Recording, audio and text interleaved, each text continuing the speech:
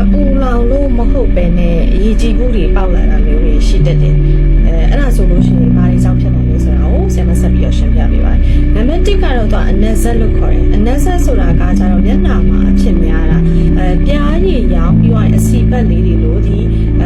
နှာခမ်းထောက်လေးတွေမှာဖြစ်တတ်တယ်ဒီမျက်နှာအလဲပိုင်းလေးတွေမှာဖြစ်တတ်တယ်ပေါ့နော်အဲ့ဒါပထမတစ်ခုကအနက်ဆ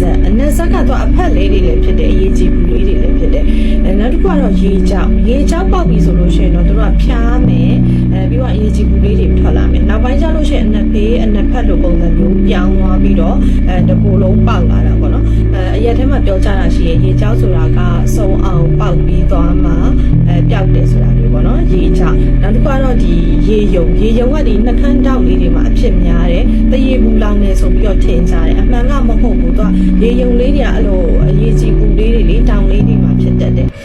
နောက်တစ်ခုကတော့ CBDC ပေါ့နော်အင်္ဂလိပ်လိုခေါ်တာကတော့ဒါကတော့ခန္ဓာကိုယ်တွင်းကဓာတ်သဘာဝတွေမျိုးရိုးဗီဇကြောင့်ဖြစ်လာတဲ့အရေးကြီးဘူးပေါက်တဲ့ယောဂပေါ့ chronic bullous dermatosis လို့တော့ခေါ်တယ်အဲ့ဒါကတော့နံပါတ်4ချက်ပေါ့အဲ့တော့ကလေးတွေမှာအပူလောင်တာမဟုတ်ဘဲနဲ့တခုခုနဲ့ထိခိုက်မိတာမဟုတ်ဘဲနဲ့အရေးကြီးဘူးတွေပေါက်လာပြီဆိုလို့ရှိရင်တော့ဒီချက်တွေဖြစ်နိုင်ပါတယ်